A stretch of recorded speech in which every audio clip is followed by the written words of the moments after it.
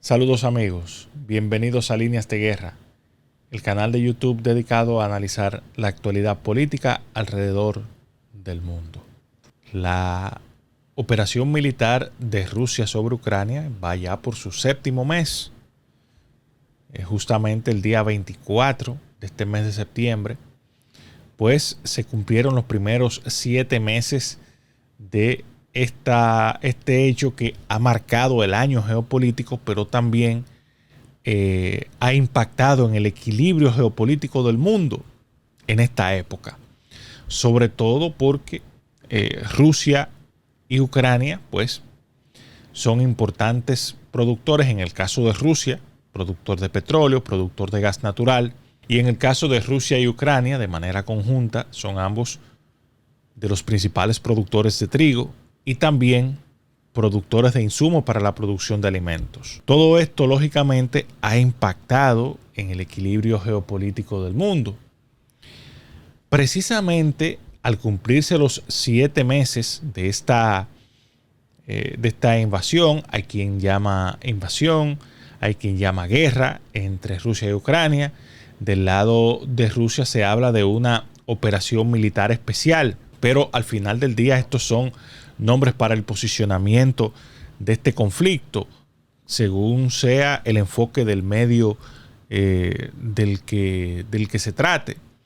Pero en términos generales se ha fijado en la mente de la gente que se trata de una guerra, y más allá de las definiciones técnicas para que se considere una guerra, un conflicto de esta magnitud, pues lo que se está viviendo es realmente una guerra en todo el sentido de la palabra.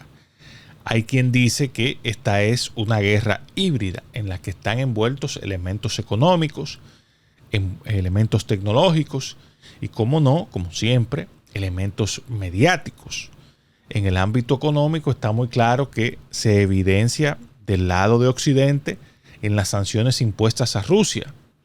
Del lado de Rusia se evidencia en el tema tanto del trigo como del gas natural. Recuerden que Rusia es el principal proveedor de combustible, en especial de gas natural, hacia Europa. En Europa, hace ya más de una década, se inició un proceso de transición energética que implicaba ir reduciendo la dependencia europea del petróleo, caminar hacia energías alternativas, energías sobre recursos no renovables, a través de una matriz energética que descansa fundamentalmente en gas natural, en el marco de esa transición energética que ha hecho la Unión Europea, que fue el primer bloque geopolítico del mundo que dio ese paso de salir de la producción de energía a través del petróleo o del carbón para pasar a la energía servida a través de gas natural. Pero esa es otra discusión. Lo que queremos aquí ver en este marco es precisamente cómo ha evolucionado este conflicto en este tiempo, sobre todo en los últimos días, en donde ha habido algún movimiento de posiciones que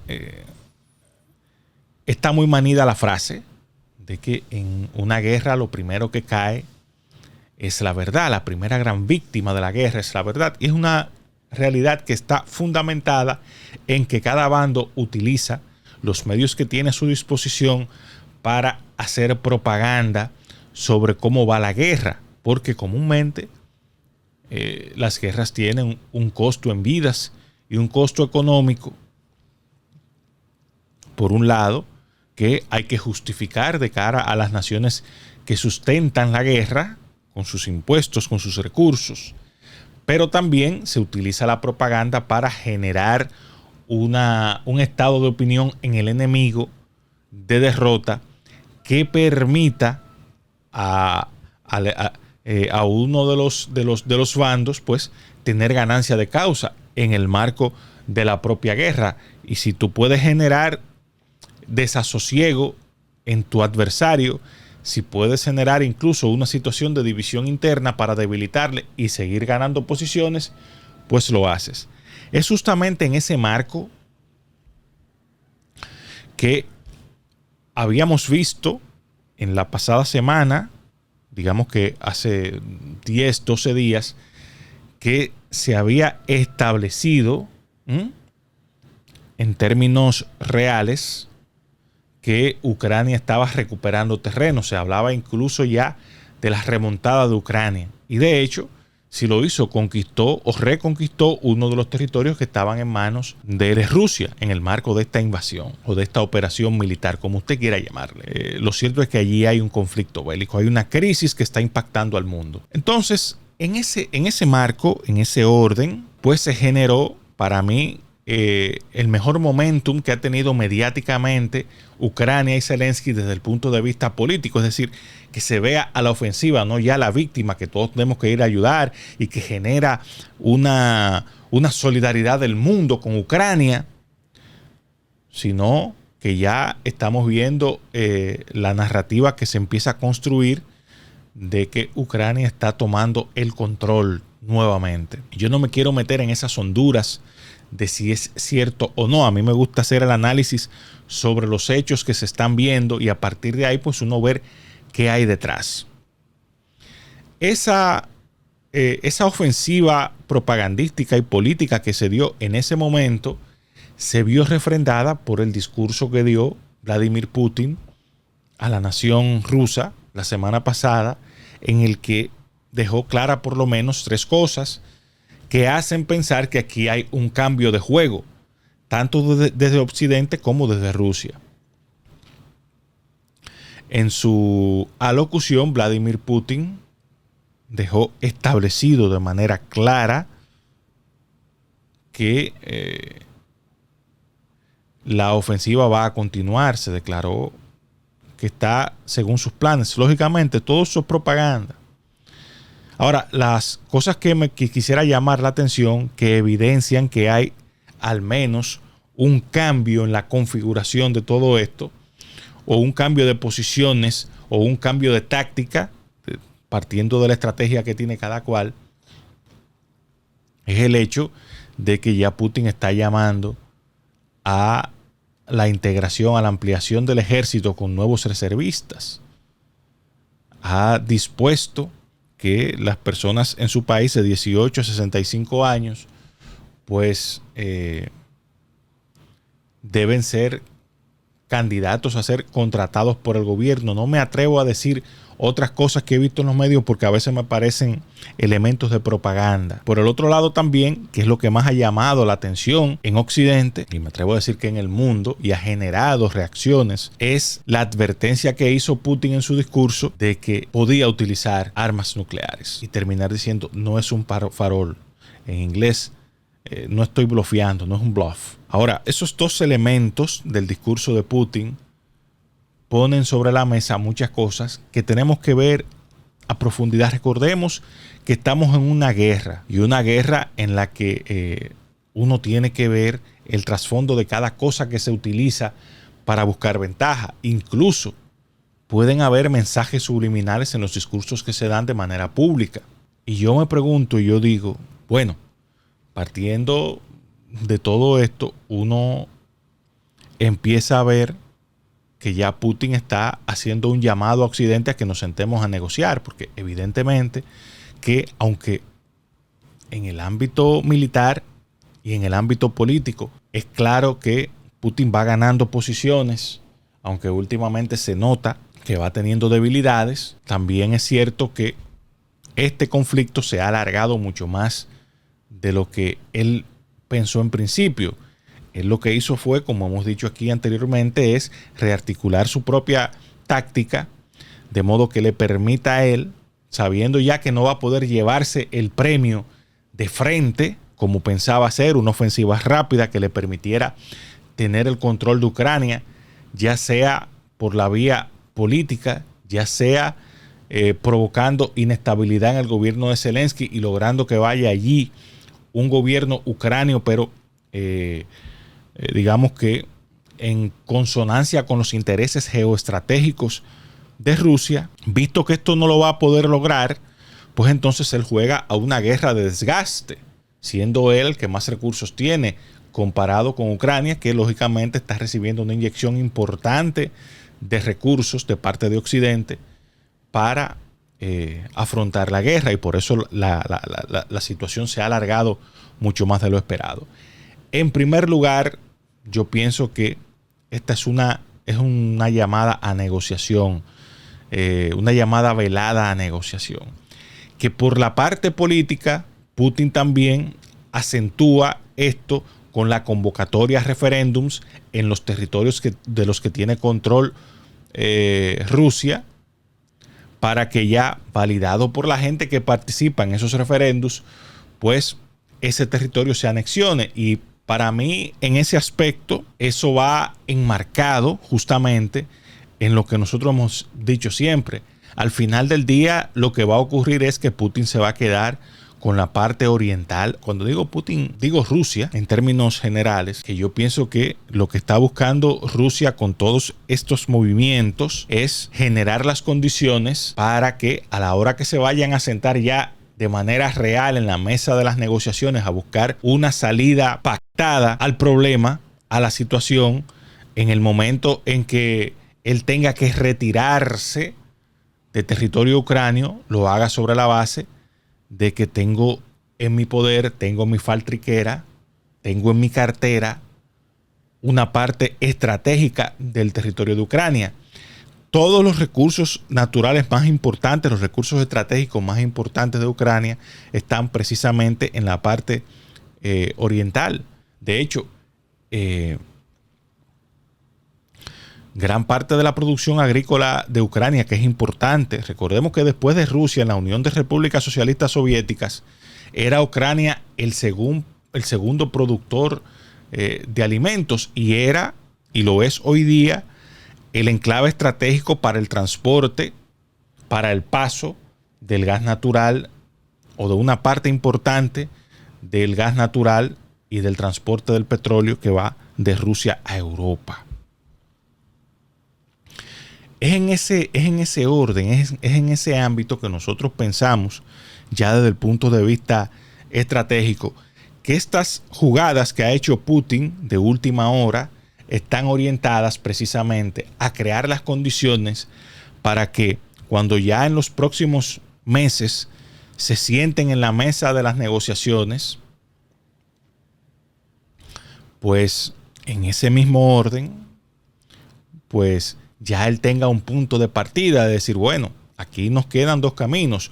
O yo me quedo con este territorio, o creamos entonces una nueva república, una suerte de Ucrania de Oriente, que esté en el ámbito de mis intereses geoestratégicos. Porque al final lo que quiere Putin, lógicamente, es evitar que Occidente le tome el control del principal enclave de recursos que tiene cerca de su órbita de mando.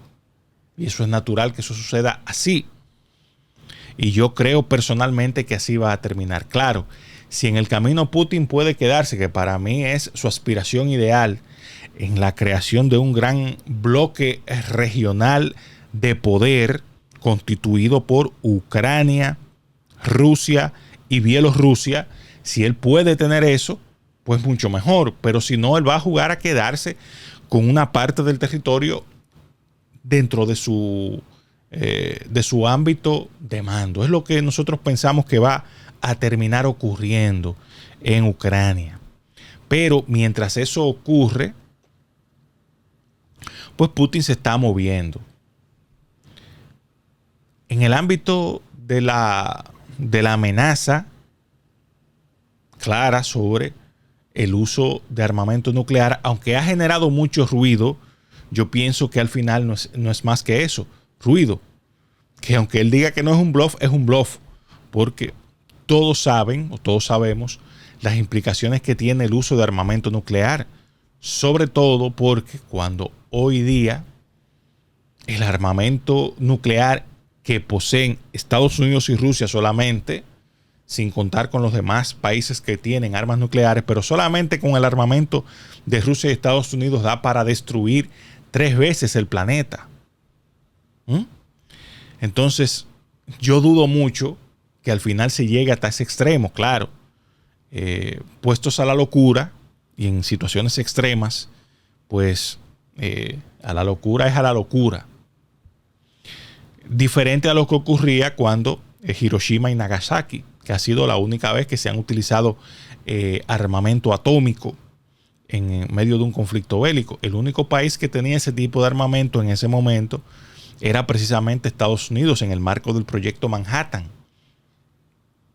en el que de alguna manera participaron mentes tan brillantes como la de Albert Einstein, que luego él se arrepintió de que su conocimiento se hubiera utilizado para eso. Pero ya esa es otra discusión. A lo que quiero llegar es que estas son armas que se están utilizando para disuadir uno y otro bloque, disuadirse entre sí. Fíjense cómo el secretario de Estado norteamericano Anthony Blinken ha manifestado que ellos tienen un plan alternativo por si Rusia utiliza armas nucleares. Es decir, están cada uno blofeándose, están cada uno enseñando el tamaño de su virilidad en el marco de este conflicto, y es un llamado que se hacen uno a otro a negociar. Vamos a ser claros. Y no dudemos, y estas son cosas que uno las viene a saber años después cuando se desclasifican algunos documentos, no todos, pero en este marco, en este orden, en este tipo de situaciones, no duden ustedes que tras bastidores ya hayan emisarios del más alto nivel de un bloque y otro empezando a intercambiar propuestas, al menos para crear las condiciones de un diálogo importante que culmine con una salida negociada del conflicto, que yo quiero insistir en eso, y lo he hecho desde el primer momento que empezamos a hablar en este canal sobre el tema de Ucrania. Es muy claro que ese va a ser el destino. Yo no vislumbro, porque esos son escenarios extremos en los que los elementos desencadenantes de esos escenarios no están previstos nunca, porque son situaciones de escalamiento, pero yo no preveo aquí un conflicto termonuclear como mucha gente lo vislumbra. Eso sería catastrófico, lógicamente, para la humanidad. Se perderían muchas vidas, si no todas las vidas humanas, o una parte importante. Quedaría el planeta en unas condiciones en las que ya la vida de la especie humana sería cuestión de tiempo para su extinción como especie. Pero en este canal no estamos para hacer ese tipo de análisis catastrófico, sino más bien sentarnos sobre el ámbito de la racionalidad política, de la racionalidad del poder, que siempre va a estar presente en todo este tipo de cosas. Fíjense que entre Unión Soviética y Estados Unidos, durante toda la Guerra Fría, hubo momentos en los que se pudo pensar que podían utilizarse ese tipo de armas y sin embargo no se utilizaron. Ahora que hay una mayor conciencia, yo dudo que eso se utilice, a menos que Putin sea el loco que nos pintan los medios de comunicación de Occidente, cosa que yo también descarto completamente. Nadie llega a ese nivel siendo un desquiciado, pónganselo en la mente. Nadie llega a ese nivel siendo un psicópata. Claro, las operaciones mediáticas de desfiguración de la imagen, pues construyen eso en la mente de mucha gente que compra esas imágenes. Igual en Rusia y en los medios afines a la estrategia rusa, pues se pintan a Estados Unidos como una nación que está ciega por la ambición y que además tienen un presidente que no está en sus cabales. Puede tener las debilidades que tiene un hombre de 80 y tantos años, pero no creo que Biden esté desquiciado, no lo creo. Ni tampoco creo que se trata de que Estados Unidos es el malo y los demás son los buenos, no. Al final son intereses en los que Estados Unidos está obligado a velar por los suyos, igual Rusia, igual cualquier país que se respete, y más cuando se tienen ese tipo de recursos, ese tipo valga la redundancia, de intereses en sectores estratégicos, y cada cual juega su juego, y eso es importante, y hay que conocerlo y hay que respetarlo y hay que saber que esa es la manifestación del mundo de hoy. Entonces, ya para cerrar con este video, es importante que pongamos atención en cómo se va a ir desenvolviendo la cosa. Yo le voy a hacer ahora un pronóstico en este tema. A partir de esa declaración de Putin primero y ahora del secretario de Estado norteamericano, prepárense para que ya sobre mediados del año que viene empecemos a hablar ya de la posibilidad de una salida negociada, de un gran diálogo, de un gran acuerdo entre Rusia y Ucrania. Ojo, yo sí creo, estoy convencido que este es un conflicto que, aunque no únicamente en la parte militar, pero en la parte política, va a llegar hasta el primer trimestre del año 2025. Aunque vayan aterrizándose otros elementos, porque este es un conflicto multidimensional. Está la dimensión militar, pero está la dimensión económica, está la dimensión tecnológica y, cómo no, la dimensión política. Cada una de esas dimensiones, cada uno de esos aspectos del conflicto, pues tiene que ser desmontado estratégicamente por cada una de las partes envueltas. Porque, por ejemplo, no es verdad que van a dejar este conflicto sin tener alguna compensación en el ámbito económico, por ejemplo, sin que se vayan desmontando de manera paulatina las sanciones en un sentido o en otro. O en el ámbito militar, no es que de un día a otro decidimos retirarnos. Recuerden que, por ejemplo, que en Afganistán Estados Unidos tardó 6-7 años en salir de allí, porque eso se hace en el marco de un proceso. Yo creo que lo que vamos a ver en los próximos meses sobre el conflicto entre Rusia y Ucrania es precisamente esta situación en la que vamos a empezar viendo el camino de cómo las partes se van a sentar en la mesa de las negociaciones.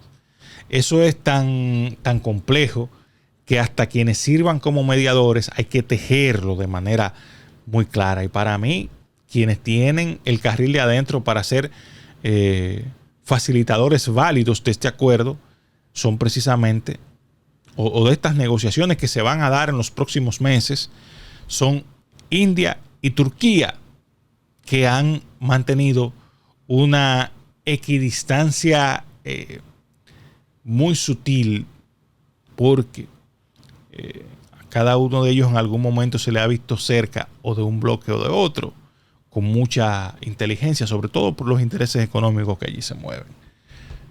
Entonces, vamos a ver qué va a pasar. En un próximo video vamos a analizar el rol precisamente de Turquía, India, China, la propia Unión Europea, que es una parte importante del conflicto, y también cómo impactó en este movimiento de fichas lo que pasó en la cumbre de Uzbekistán entre los países, en esa cumbre de países de Asia Central, en la que se revelaron algunas fichas importantes que en el marco de este canal vamos a seguir analizando.